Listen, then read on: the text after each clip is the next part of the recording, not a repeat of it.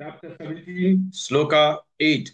Ayussatvabalarogya, Ayussatvabalarogya, Ayussatvabalarogya, Sukapriti Vivardhanaha, Sukapriti Vivardhanaha, Sukapriti Vivardhanaha, Ayussatvabalarogya, Sukapriti Vivardhanaha, आयुस्सत्त्वबलारोग्य सुखप्रीतिविवर्धनाः आयुस्सत्त्वबलारोग्य सुखप्रीतिविवर्धनाः आयुस्सत्त्वबलारोग्य सुखप्रीतिविवर्धनाः आयुस्सत्त्वबलारोग्य सुखप्रीतिविवर्धनाः रस्या स्निग्धा स्थिरा हृद्याः रस्या स्निग्धा स्थिरा हृद्याः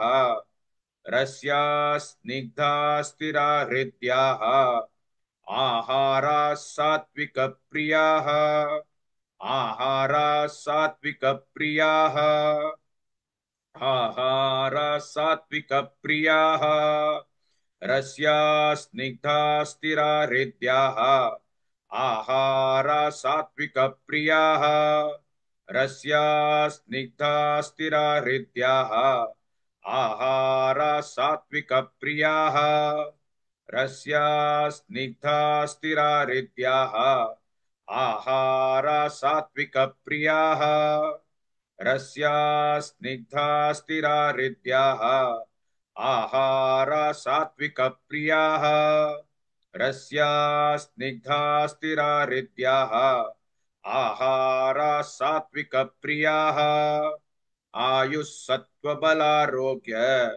सुखप्रीतिविवर्धनाः रस्या स्निग्धा स्थिरा हृद्याः आहारा सात्विकप्रियाः।